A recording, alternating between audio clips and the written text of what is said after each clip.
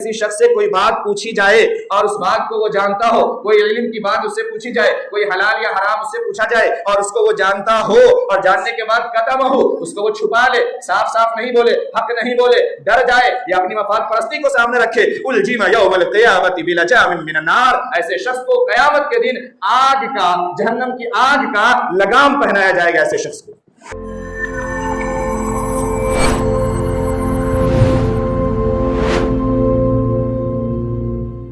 ने ईमान की दौलत से सरफराज फरमाया और ईमानी तकाजे पर अमल करने की एक छोटी सी तौफीक नसीब फरमाई।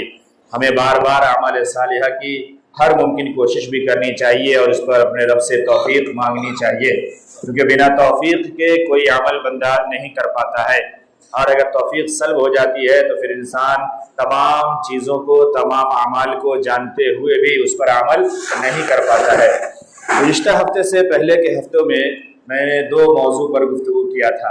एक जो दुनिया की सबसे अजीम, सबसे बुलंद तरीन, जिसकी वजह से दुनिया बनी, उस ज़ात मुक़द्दस यानी जनाब मोहम्मद रसूलुल्लाह सल्लल्लाहु अलैहि वसल्लम की ज़ात गिरामी के ताल्लुक़ से कुछ गुफ्तगू मैंने की थी। फिर उसके बाद वाले हफ्ते में जो दुनिया की सबसे अजीम तरीन दूसरी हस्ती है, उसके ताल्लुक़ से, जिसकी वजह से, जिसके ज़रिए से दुनिया में अल्लाह ने हमें भेजा, उसके ताल्लुक़ से मैंने गुफ्तगू की थी, यानी माँ बाप के ताल्लुक़ से।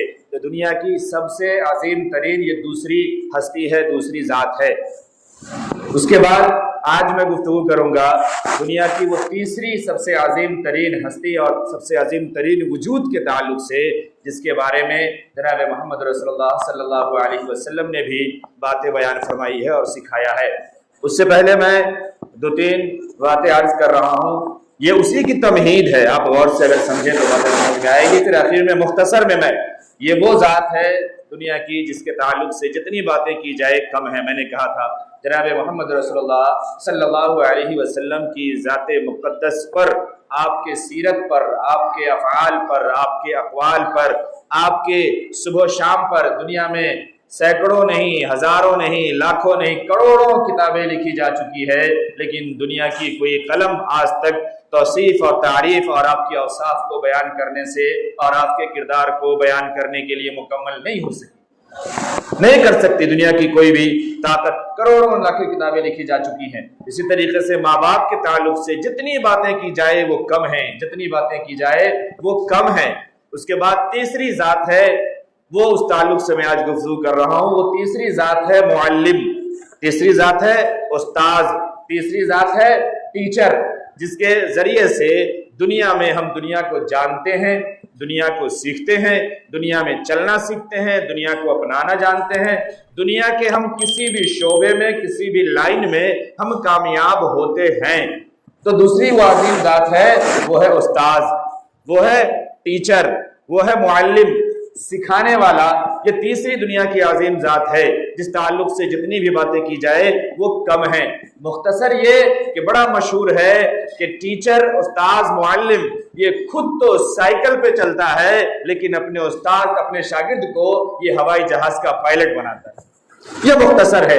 मुख्तसर ये है कि उस्ताद खुद तो बादशाह नहीं होता, लेकिन उस्ताद से पढ़ा हुआ शागिर्द ये बादशाह वक्त बन जाता है और वक्त का हुक्मरान और गवर्नर बन सकता है, बन जाता है। ये मुख्तसर है। मैं उससे पहले दो चार बातें अर्ज करूं। जनाब मोहम्मद रसूलुल्लाह सल्लल्लाहु अलैहि वसल्लम आप तशरीफ लाए दुनिया में। दुनिया में अल्लाह रब्बुल आलमीन ने लगभग 1,24,000 अंबिया अलैहिस्सलातु वस्सलाम को भेजा। सबका काम और सबका मकसद ये था कि लोगों ईमान कबूल कर लो, लोगों ईमान जान जाओ, लोगों अपने पहचान, अपने पैदा करने वाली हस्ती को जान जाओ, जिसने तुम्हें दुनिया में भेजा उसको पहचान लो, अपने रब से ताल्लुक को मजबूत कर लो, लोगों मसावात पे आ जाओ, लोगों हमदर्दी पे आ जाओ, लोगों भाईचारे पे आ जाओ, लोगों एक दूसरे के हुकूक को समझो, लोगों इस दुनिया को छोड़ के चले जाना है, आखिरत की तैयारी कर लो, लोगों वहां रब के सामने पेश होना है, इसलिए गुनाह के कामों को छोड़ दो, अपने रब के सामने खड़े होने की तैयारी कर लो। तमाम अंबिया अलैहिस्सलातु वस्सलाम का यही मिशन रहा और यही तालीम रही। اور یہ کے بعد ہر قوم میں جیسے جیسے بگاڑ آتا گیا، فساد آتا گیا، انبیاء علیہ الصلوۃ والسلام دنیا سے رخصت ہوتے گئے۔ ہر قوم کے لیے، ہر خطے کے لیے، ہر جگہ کے لیے اللہ تبارک و تعالیٰ نے انبیاء علیہ الصلوۃ والسلام کو اتارا۔ گزشتہ زمانے میں ایسا بھی رہا کہ بیک وقت کبھی الگ الگ خطوں میں دو دو نبی بھی ہوئے، دو دو رسول بھی ہوئے، لیکن جناب محمد رسول اللہ صلی اللہ علیہ وسلم کا زمانہ حضرت عیسیٰ علیہ السلام کے بعد تقریباً 650 سال کے بعد یہ زمانہ جب آیا تو آپ کو اللہ رب العالمین نے رحمت للعالمین بنا کر کے بھیجا، سارے جہان کا نبی بنا کر کے بھیجا۔ اور سارے جہان کا ہی نہیں، آپ خاتم الانبیاء ہیں، آپ افضل الرسل والملائکہ ہیں، آپ کے بعد نبوت کے دروازے بھی بند ہیں، اور آپ خشکی اور تری اور ساتوں زمین اور ساتوں آسمان تمام کے نبی بنا کر کے آپ دنیا میں بھیجے گئے، اور آپ پر نبوت کا دروازہ بند کر دیا گیا۔ یہ جناب محمد رسول اللہ صلی اللہ علیہ وسلم کی ذات ہے۔ اب مسئلہ یہ ہے کہ جناب محمد رسول اللہ صلی اللہ علیہ وسلم آخری نبی دنیا میں تشریف لے آئے۔ ایک وقت ہے جس وقت پہ ہر کسی کو دنیا سے پردہ فرما جانا ہے، دنیا سے وصال ہو جانا ہے، دنیا سے رخصت ہو جانا ہے۔ پھر کیا معاملہ ہوگا؟ پھر کیا ہوگا؟ یہ مشن ایسے آگے کیسے چلے گا؟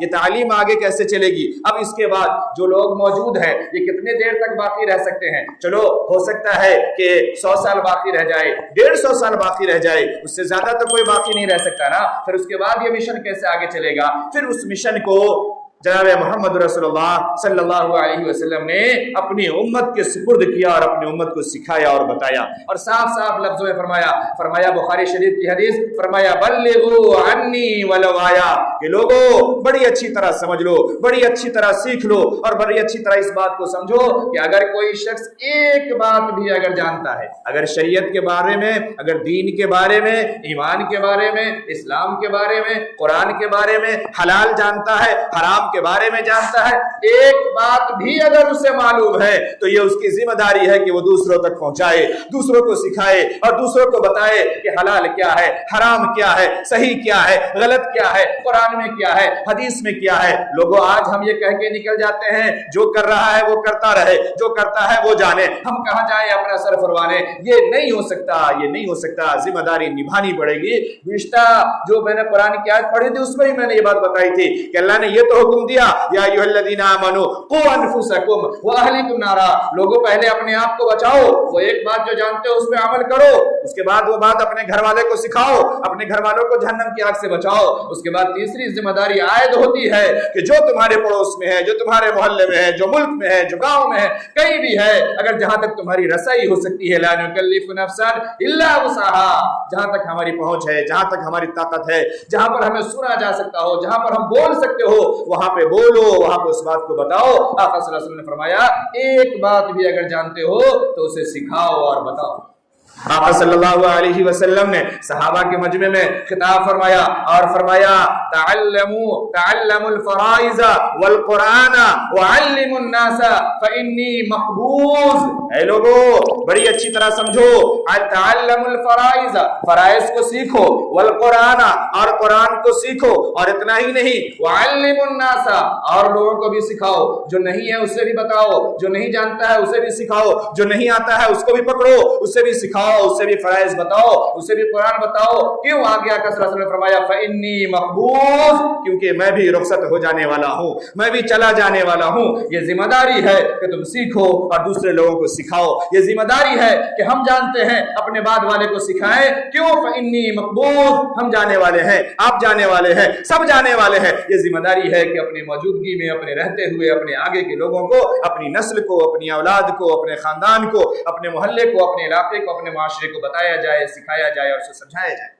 جناب محمد رسول اللہ صلی اللہ علیہ وسلم نے فرمایا من سئل علما علمہ ثم کتمہ الجم یوم القیامۃ بلجام من النار، کہ اگر کسی شخص سے کوئی بات پوچھی جائے اور اس بات کو وہ جانتا ہو، کوئی علم کی بات اس سے پوچھی جائے، کوئی حلال یا حرام اس سے پوچھا جائے اور اس کو وہ جانتا ہو اور جاننے کے بعد کتمہ، اس کو وہ چھپا لے، صاف صاف نہیں بولے، حق نہیں بولے، ڈر جائے یا اپنی مفاد پرستی کو سامنے رکھے، الجم یوم القیامۃ لجام من النار، ایسے شخص کو قیامت کے دن آگ کا، جہنم کی آگ کا لگام پہنایا جائے گا ایسے شخص کو۔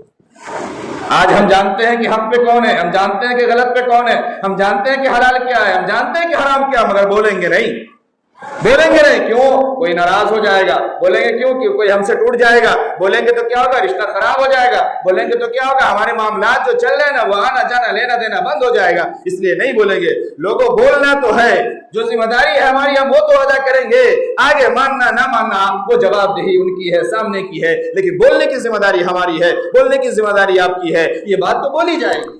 इस खुशफहमी में नहीं रहना चाहिए कि नहीं बोलने से हम भी बच जाएंगे। नहीं बोलने से आप बराबर के शरीक हैं। ये याद रहे, मैंने इस जुमले को बार बार समझाया कि किसी जुर्म पे खामोश हो जाना भी, किसी हलाल और हराम पे खामोश हो जाना भी, ये इस बात की दलील है कि आप उस बात पे बराबर के शरीक है। मैं एक बात बीच में अर्ज करूं, शायद आपको एक खलफशार भी दूर हो जाए। लोग कहते हैं कहना बड़ा आसान है, फलाने को क्यों नहीं बोले, फलाने को क्यों नहीं बोले। अच्छा, फलाने का हाल ये है कि जब मैं कोई बात यहां से अर्ज करता हूं तो वो ये समझ लेता है कि ये बात हम ही को कहे थे। हमें समझ में नहीं आता, हम लोग दोनों तरफ से मजबूर हैं। एक कहते हैं कि हम फलाने की वजह से ये बात नहीं बोले हैं, नहीं बोलते हैं, और दूसरा कहता है ये बात जो बोला गया ना, इसका टारगेट फलाना ही था। कोई कभी टारगेट नहीं होता। गलत जो है वो सब के लिए है, सही जो है वो सब के लिए है। ये हमेशा याद रखिए। मैंने हमेशा आपसे एक जुमला कहा है, मैं फिर कह रहा हूं, अगर मैं कहीं पे किसी की चाय पी लेता हूं या किसी के साथ अगर उठ बैठ के बात कर लेता हूं ना, तो उनको दिल को साफ रखना चाहिए। और मैं अपना दिल साफ रखता हूं कि ऐसा नहीं हो सकता कि अगर कोई गुनाह मेरी नजर में होगी और अगर मेरी रसाई वहां तक होगी और अगर मैं बोल सकता हूं, तो नहीं बोलूंगा कि मैं फलाने का चाय पीता हूं। क्यों? आप जानते हैं, ये जिम्मेदारी मेरी डबल बन जाती है कि अगला ने मुझे खिलाया है, पिलाया है, इज्जत दी है, वकार दिया है। ये सवाल डबल होगा कि दूसरे लोगों का उठना बैठना नहीं था, आप तो बैठे थे, आपको तो अगले ने खिलाया था, आपको तो अगले ने पिलाया था, आपने क्यों नहीं बताया?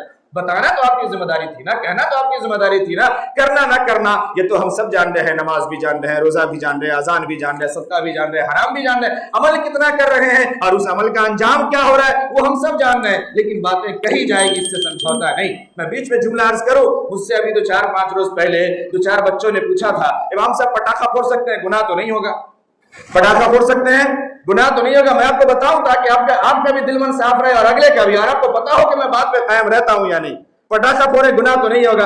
मैंने कहा वही इज़ा कुल्तुम फादिलू वलौ काना ज़ा कुर्बा, बोलो तो हक बोलो, सच बोलो, चाहे वो कोई कितना भी करीबी क्यों नहीं हो। बात तो मैं वही बताऊंगा जो हक है, जो सच है। तुम मानो ना मानो ये जिम्मेदारी तुम्हारी है। आप नौजवान सुन रहे, उसे मालूम है। मैंने कहा देखो, पटाखे तुम शादी के दिन फोड़ोगे तब भी गुनाह है, किसी और दिन फोड़ोगे तब भी गुनाह है, किसी खुशी को इतना ज्यादा आगे बढ़ा दोगे जो गुनाह तक चला जाए, वो हर हाल में गुनाह है। वो तो मैं बोलूंगा, अब करना ना करना, मानना ना मानना, ये सब की जिम्मेदारी है। और इस जुर्म में, इस गुनाह में कोई एक तो शामिल नहीं है ना कि हम उसको जिम्मेदार ठहराएंगे। लगभग तो सब लोग शामिल हैं। तो ये बातें सबके लिए आम है, किसी एक के लिए खास नहीं है।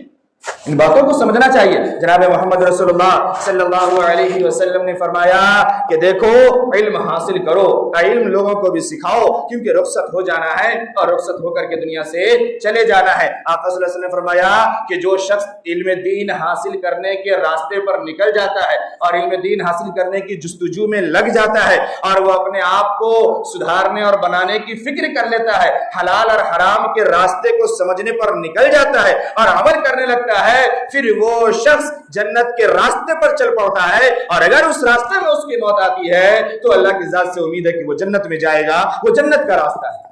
तो हम ये समझें। तो मेरे मोहतरम बुजुर्ग और दोस्तों, हम खुद भी दीन को जाने, समझे, सीखें, उस पर अमल करें और अपनी नस्लों को भी सिखाएं और बताएं, क्योंकि जनाब मोहम्मद रसूलुल्लाह सल्लल्लाहु अलैहि वसल्लम की तरफ से बाकायदा काम दिया गया है, बाकायदा जिम्मेदारी दी गई है। ये हम ईमान वालों की जिम्मेदारी है, हम मुसलमानों की जिम्मेदारी है कि हम जितना जानते हैं। आप जरा सा पीछे जाएं, पहले क्या होता था, गांव में जो लोग थे या जहां भी जो लोग थे, वो जितनी चीज जानते थे ना, अपने घर में पहले अपने बच्चे को उतना जरूर पढ़ाते थे, उतना जरूर सिखाते थे, उतना जरूर बताते थे, उसके बाद आगे के लिए कोशिश करते थे, बढ़ाते थे। आज हमारे घर का हाल ये है कि या तो हम जानते नहीं है, ये हमारी बीच की जो अभी 10-15 साल के बीच वाली जो नस्ल है, या तो ये जानती नहीं है, दीनी मामलात की बात कर रहा हूं मैं, या तो ये जानती नहीं है, या फिर जानती है तो कभी अपनी नस्ल को, कभी अपनी औलाद को, कभी अपने बड़े को, कभी अपने छोटे को लेकर के नहीं बैठती कि चलो कुछ सिखाएं, कुछ बताएं, कुछ देखें कि क्या सही हो रहा है, क्या गलत हो रहा है। हमारे दरमियान से ये मुहासबा खत्म हो गया,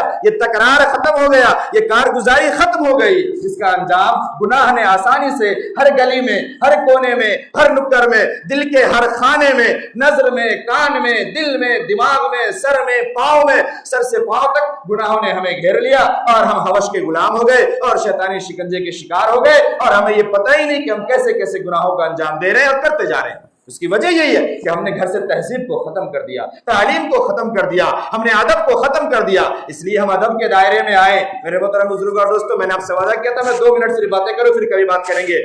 دنیا کے اندر علم ایک نور ہے، آپ سمجھے گا میں بات کر رہا ہوں جو میں نے پہلے عرض کیا تھا، علم ایک نور ہے اور استاذ یہ چراغ ہے، اور چراغ کے بغیر علم اور علم کا نور یہ استاد کے شاگرد کے سینے میں یہ منتقل نہیں ہوتا، شاگرد کے سینے میں نہیں جاتا۔ استاد کی بے ادبی، استاد کی ناقدری کرنے کی وجہ سے علم دوسروں کے دل میں نہیں اترتا۔ یہی حال ہے امام کا، یہی حال ہے مؤذن کا، میں نے برابر کہا ہے آپ سے، یہی حال ہے محلے کے دینداروں کا، پڑھے لکھوں کا، کہ جب وہ لوگ اس کی قدر نہیں کرتے ہیں، جب اس کی وقار کو نہیں سمجھتے، جب محبت میں اخلاص پیدا نہیں کرتے، پھر یہ ہوتا ہے کہ ایسے لوگ محلے میں ہوتے ہیں، معاشرے میں ہوتے ہیں، باہر کے لوگ استفادہ کر لیتے ہیں، لیکن قریب کے لوگوں کو فائدہ نہیں ہوتا، اس کے ادب کی وجہ سے، اس کے احترام کی وجہ سے۔ استاذ کا مقام جناب محمد رسول اللہ صلی اللہ علیہ وسلم نے بیان فرمایا کہ دنیا میں ماں باپ کے بعد سب سے بلند ترین مقام یہ استاذ کا مقام ہے، یہ ٹیچر کا مقام ہے، یہ جناب محمد رسول اللہ صلی اللہ علیہ وسلم نے فرمایا۔ کیوں؟ ماں باپ کے ذریعے سے، والدین کے ذریعے سے ہم دنیا میں آتے ہیں، اور استاذ وہ ہے جو ہمیں دنیا کو سکھاتا ہے، دنیا کو بتاتا ہے، دنیا کو سمجھنے کا شعور پیدا کرتا ہے، حلال و حرام کی تمیز ہمیں سکھاتا ہے، صلاح و فلاح ہمیں بتاتا ہے، اور پھر اس کے ذریعے سے ہم سنورتے ہیں اور ہماری زندگی بدلتی ہے۔ جناب محمد رسول اللہ صلی اللہ علیہ وسلم نے خود فرمایا انما بعثت معلما، میں معلم بنا کر کے بھیجا گیا ہوں، میں سکھانے والا بنا کر کے بھیجا گیا ہوں، میں بتانے والا بنا کر کے بھیجا گیا ہوں۔ اس کا معنی یہ ہے کہ سکھانا اور بتانا اور اس پہ عمل کرنا اور کرانا یہ بھی جناب محمد رسول اللہ صلی اللہ علیہ وسلم کی سنت ہے، یہ بھی آپ کا طریقہ ہے، اور استاد اس سنت کے صحیح وارث ہے، استاد اس سنت کے صحیح وارث ہے۔ اس لیے جو شاگرد ناقدری کرتا ہے، بے وقاتی کرتا ہے، ادب نہیں کرتا، احترام نہیں کرتا، پھر وہ شاگرد ایسا ہے جیسے بے پانی کا پودا، جیسے بے بنیاد کی عمارت، جیسے بے روح کی جسم، ایسا ہے وہ شاگرد، پھر اس سے حقیقی کامیابی نہیں ملتی۔